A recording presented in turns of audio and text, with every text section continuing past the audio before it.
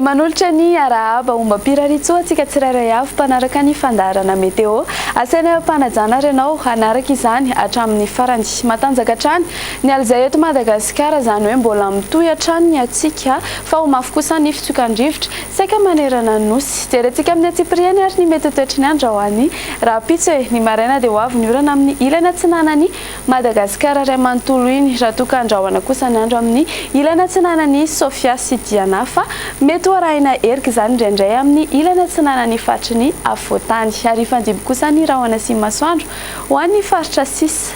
Raha ho an'ny ariva dia tsy dia misy fiovana firy izany hoe mbola mitohy hatrany ny orana amin'ny ilana tsinanany Madagascar iny raha toka andrahoana ny andro ny any anosy Iorombesy andrefa ny Otmatsiatra sy Vakinakaratra toraka izany any koa ny any amin'ny amorony manifa mety arahina erika izany indraindray amin'ny ilana tsinanany fatry ny afoatany ary fandiby kosa ny rahona sy masoandro ho an'ny faritra sisa izay tsy voatonona teo.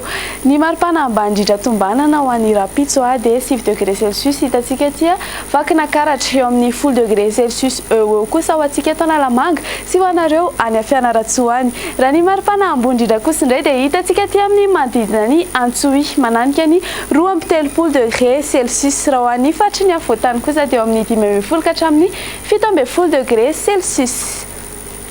Toizantsika amin'ny mety toetry ny andro andro tanàn-dehibe sy nosy manodidina antsika re ibalika be ny masoandro any Johannesburg sy Maurice ary La Réunion fa ifanjiby amin'ny rahona izany ny any Paris sy Milan ary Nairobi. Andrahoana ny andro any Comores sy Seychelles ary anao orana tandrifindrahoana mety araha ikotrika kosa ny any Bangkok.